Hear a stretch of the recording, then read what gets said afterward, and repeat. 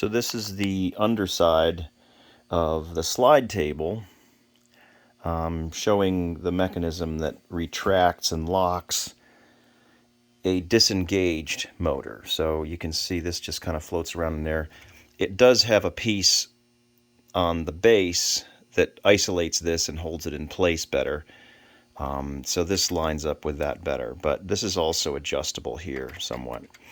In any event, so right now it's disengaged, so this can move around freely. But if I want to engage it, I push this right here, and that, through a little piece right there, lets it go.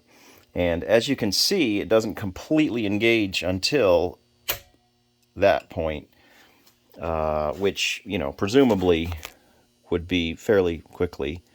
And then the motor, which would be where my hand is, will turn this either way.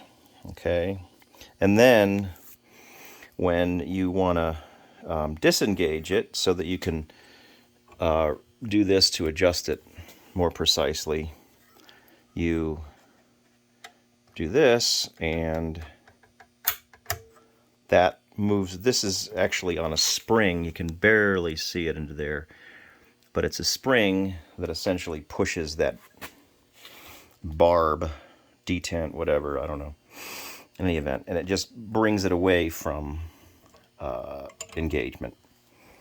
So the other thing I realized is with this design here, it also, these are more stabilized. I don't even know if this is going to be an incredible amount of torques to where this is going to want to twist this way or that way, but I'm not going to solve that problem until I know I have it. I had made these with the intent of maybe doing something like this and then tying it to the bottom of that.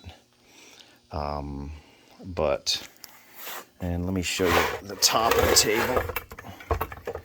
And so to try to keep this a nice flat surface, I don't know as I'll ever use it, but I used some screws like that and then countersunk them with the proper, I think it's 82 degrees countersink. So now they're nice and flat in there. And then that you can see where the other end of the spring, which looks kind of like this. It's one of these types of springs, except these are actually pointed up and down, so they fit nicely in there. But this is what it's going to look like as I'm working on it. So again, to release it, you would do that, and I think it's binding under the table on the lead screw there, so that's why it's not necessarily working right now. So in any event, that's what it is.